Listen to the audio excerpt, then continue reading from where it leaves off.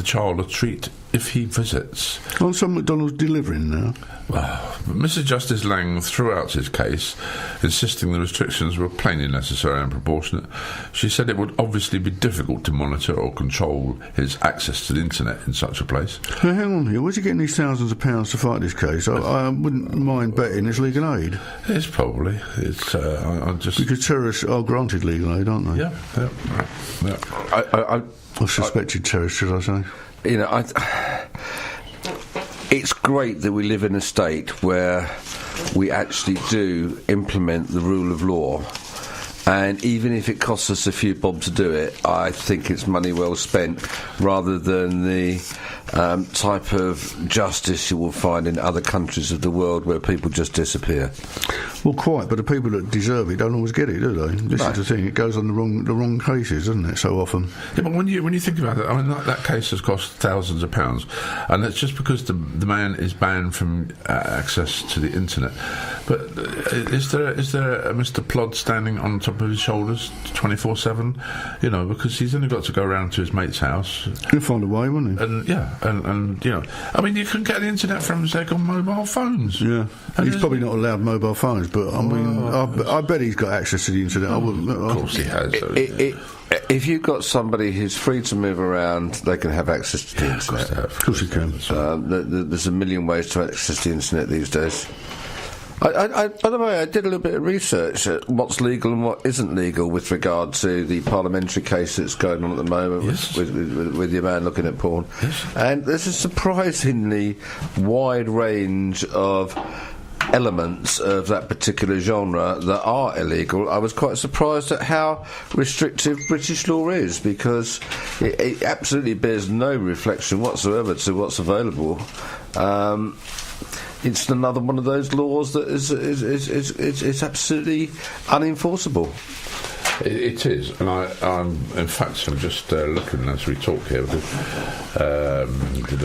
Mike, you're talking away from the microphone. I know I am, yes, and I keep telling you guys off for not doing that, isn't it? But I want to see whether I can find it. I will do later, maybe, but it's very interesting. It goes on exactly to what you were saying, Alan, just now. So if someone else carries on talking, I'll get this thing. You know, so. Well, listener, I'd like to describe the scene in the studio this morning. We have Bob, who is keen to eat a sausage roll, getting himself prepared with tomato sauce and some tissues.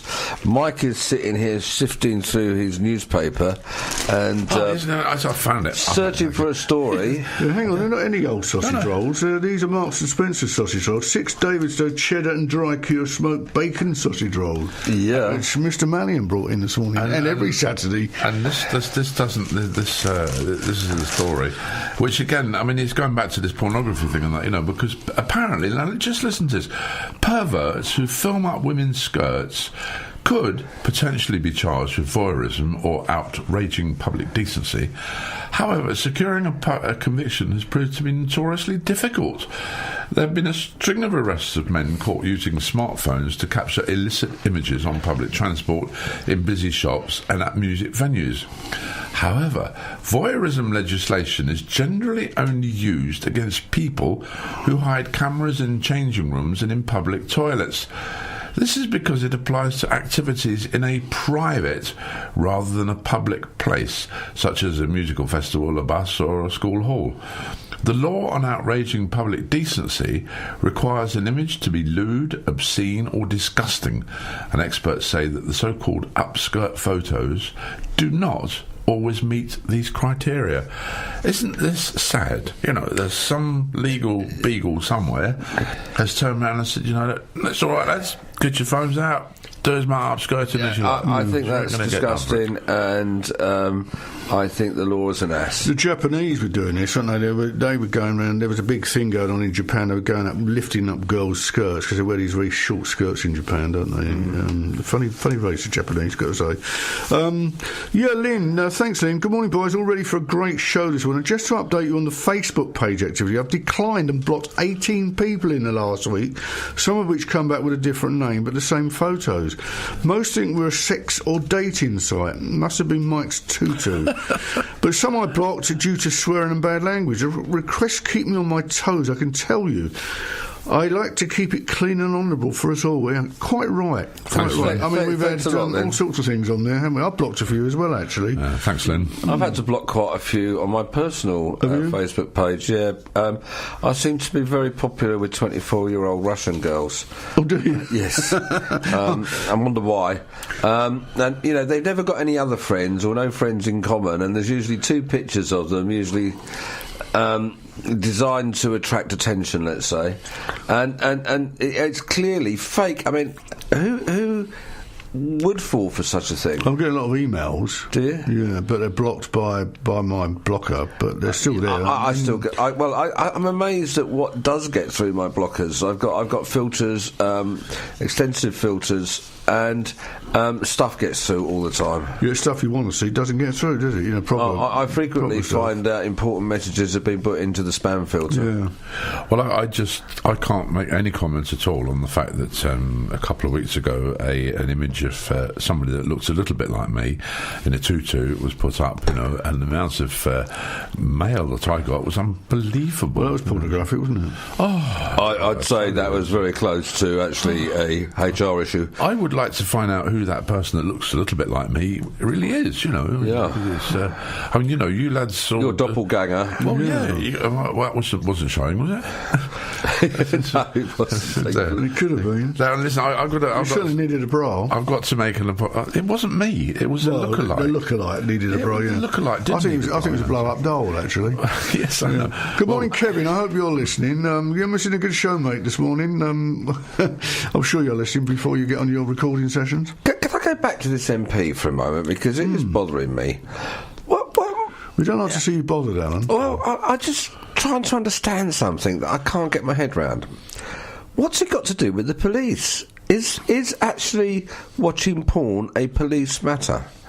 No. Put in the word, please, legal porn. Yeah, okay. This is an important factor. Yes, legal. yes, it is. I mean, the police themselves have said what he was doing was not illegal. Now, I think there might be all sorts of issues with his employer about watching porn at work. That's right. But I don't believe that anybody watching porn at work, in my limited knowledge of HR, has been subjected to intervention by the police. I don't think that happens. It's not a police matter. Well, it's not. If it's private premises, sure, it's not criminal, is it? Well, I don't think it breaks the rules of companies. I mean, if you worked for, if you're in a school and you're a head teacher and you're watching inappropriate material on the school's internet, you can see that would definitely be something that would instantly require the full implementation of the disciplinary procedures. You get fired. But you don't call the police. It's not a police matter. That's been known, I think, isn't it? Has it? Yeah, I think so. I think if it was if it was illegal material, if there were, the police clearly state, the papers clearly state, every report says this was not illegal material. Yeah. Are you suggesting that it's because he's a politician that the police have got involved? Yes. Oh, there's a surprise. I am suggesting you're right. Yeah. And I think the police have really overstepped the mark. Again. So, whereas somebody who could have been acting inappropriately and deserves the full implementation of the disciplinary regulations that exist within the organisation that he works needs to be dealt with, the police also need to be sanctioned heavily for, again... Agreed. It's another Cliff Richard thing all over again, isn't it? I think we're revolting around in a circle now and coming back to square one again. Well, I've got to make an apology to my little buddy here, little Bob, because the next bit I'm going to write out. This comes out about after yesterday, because our lives have become so busy that we're forgetting our manners, and this is according to a poll. Hectic work schedules and the distraction of smartphones, and this is something else, means 1 in 3 people no longer remembered to say please and thank you as often as they should. 7 in 10 admitted they were less polite than 10 years ago. Around half of those quizzed in the poll said they would frequently walk away or end a phone call without saying goodbye, and 6 in 10 said they would struggle to find the time to even say hello. Men were found to be more likely to forget their manners. A spokesman, guess what, for the mint company Mentos, which commissioned the research, said, when you're busy or engrossed in our phones, we can often let our good manners slip, but we should all make an effort to be polite and say hello. Right, now the reason I'm going to make an apology to my partner in crime, colleague, and erstwhile friend sometimes, is the fact that yesterday on our MK Today show, magazine programme, which we both co-present, and we suddenly were told by a listener that the station had gone off air. So I spent some frantic half an hour, including taking the advice from our chief technical man, who in fact actually got onto the computer system remotely, etc., etc., and we couldn't discover what had gone wrong until eventually we did. But by which time, of course, my nerves were so frustrated and everything that I just wasn't myself. And so we've got another microphone in the studio, you see. So I asked Bob if he would like to do a sound level check for me.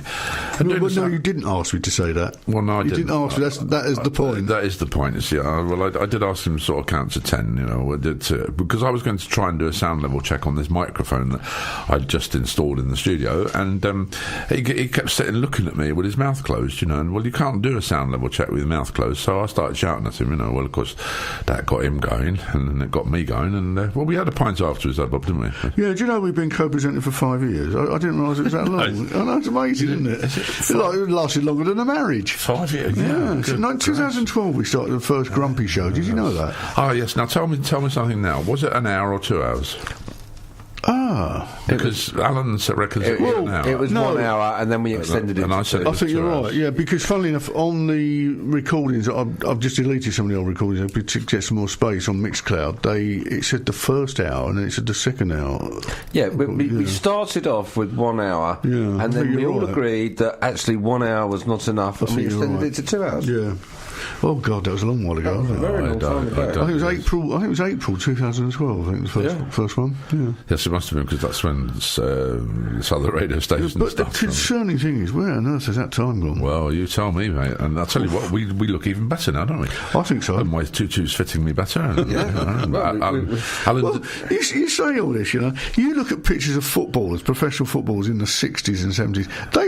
They look ancient, don't they? They look like they're in their 50s and 60s. Some of them with their swept back, brill creamed hair and whatever. I mean, it's all to do with fashion, isn't it? And Alan, when he first came on, didn't even have a beard. No, he didn't. I mean, now it's down to his feet. I was clean shaven. Good morning, Trish. I know that you're listening in this morning. Good morning, Lynn, again, yeah. Yeah, say good morning, Lynn. Now, here, listen, guys, this is the way to get away with it, you know. If you have, over the Christmas period, and you're a naughty boy, and you have a few bevies too much, and you jump in your car and drive off, you know, which, of course, you shouldn't do. But here's a way out of it, because the salesman escaped a driving ban, because, and just listen to this, he was too drunk to take a second breath test. Didn't you say this one last week? No, I didn't. Michael Camp